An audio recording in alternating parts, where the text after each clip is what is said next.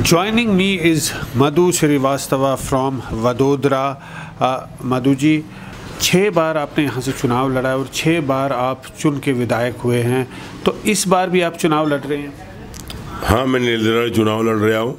अच्छा। और जीत निश्चित है, मेरे कार्यकर्ता की वजह से और मेरे मतदारों भाइयों बहनों के आशीर्वाद से मेरी जीत निश्चित है। तो क्या कारण है कि 6 बार आपने बीजेपी से यहाँ पे चुनाव लड़ा और जीता, इस बार आपको टिकट नहीं मिला? कारण ये है, पहली दफ़े मैं निर्दलीय चुनाव जीता विधायक का, फिर बीजेपी ने मुझे बुलाया और बुलाकर बीजेपी ने मुझको 5 दफ़े टिकट दी।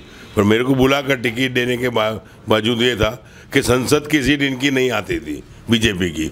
मैं बीजेपी में आने के बाद पहली दफ़े हिंदुस्तान आ जाता है, संसद की सीट बड़ौदा शहर में बीजेपी की आई, एमपी की सीट। उसके बावजूद 5 दफ़े बीजेपी के साथ चुनाव लड़ा, न करप्शन किया, न बीजेपी का नाम बदनाम किया और एक अच्छा कार्य करते रहा। फिर भी मेरी टिकट काटी तो मेरे कार्यकर्ता, मेरे सभी परिवार के लोग, सभी लोग खूब नाराज़ हो गए कि आप पहले भी निर्दलीय लड़े थे और आपको अभी भी फिर से निर्दलीय लड़ना है।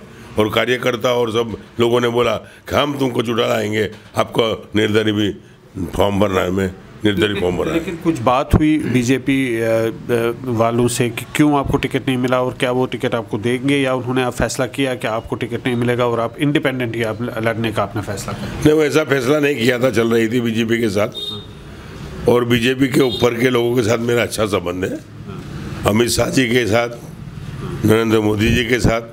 पर नीचे के जो लोग हैं, संगठन के लोग, वो लोगों ने नाराज़गी बताकर मेरी टिकट काटने का प्रयत्न करे। यहाँ के जो संसद चुनाव जीते हैं उनने भी काटने का कोशिश करा, उनने भी विरोध करके मेरा, गए दफ़े भी मेरा 2017 के अंदर ये संसद सभ्य ने मेरा विरोध किया था, फिर भी पार्टी ने मेरे को टिकट दी थी और मैं 10,000 वोट से जीता था। अभी भी ये संसद ने और सब संगठन, सब जन मिलके मेरी टिकट काट के और मेरे को जो जिसमें मैंने बीजेपी का जो कार्य किया था, बीजेपी के साथ 25 साल से रहा हूँ और बीजेपी के अंदर खून पसीना बहाकर मैंने बीजेपी को बहुत आगे लाने का प्रयास किया। मैं यूपी में मेरे को भेजा, मध्य प्रदेश में भेजा, महाराष्ट्र में भेजा, जहाँ भी बीजेपी ने भेजा मेरे खुद के खर्चे से गया हूँ, न कोई पार्टी के खर्चे।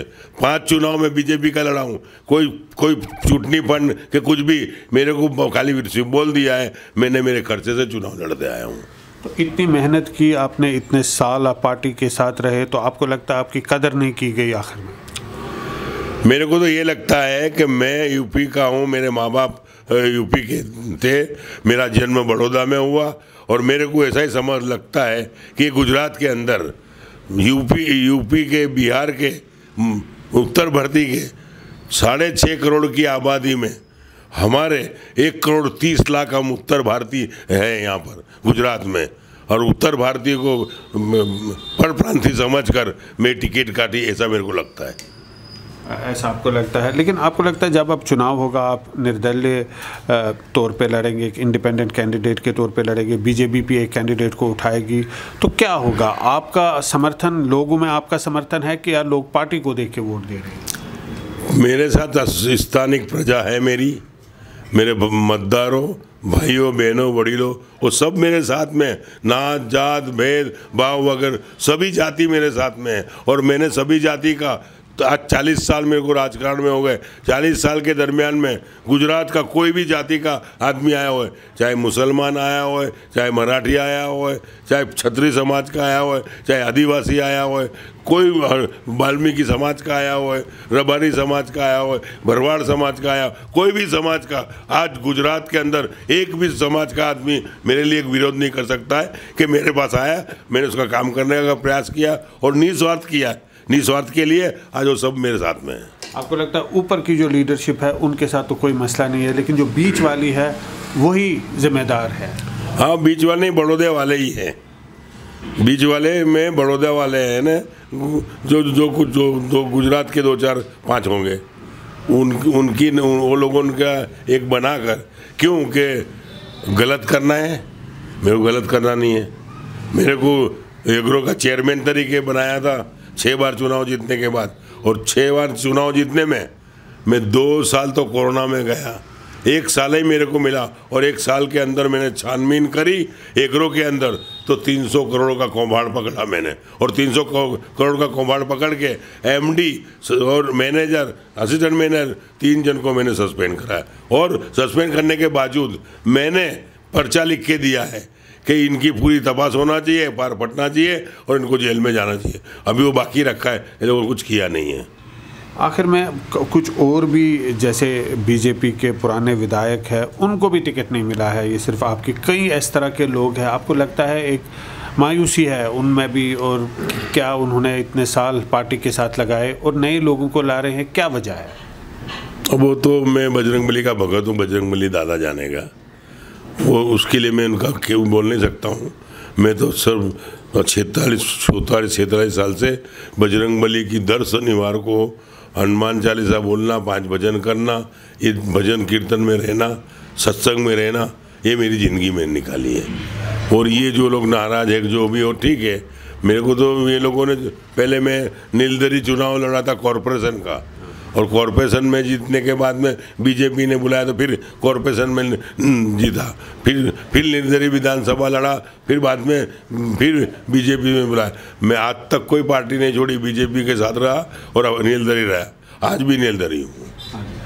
एक आखिर में कुछ लोग कहते हैं कि एक एंटी इनकम्बेंसी है, करीब 30 साल से बीजेपी यहाँ पे यहाँ के पावर में है, तो अब इसलिए वो नए लोगों को सीट दे रहे हैं, टिकट दे रहे हैं, ताकि एक एंटी इनकम्बेंसी जो है उसको काउंटर किया जाए। 30 साल के बाद वो दोबारा से पावर में आने की कोशिश कर रहे हैं, इसलिए नए लोगों को दे रहे हैं। नहीं, वो मैं इसके लिए मानता हूँ। जिसी तरह हमारे मुख्यमंत्री थे रूपानी जी, नायब मुख्यमंत्री नितिन भाई थे, गृह मंत्री जाडेजा थे, उनके पास से उन्होंने मांग लिया कि आप लिख के दे दो और राजीनामा के नहीं चुनाव लड़ना है।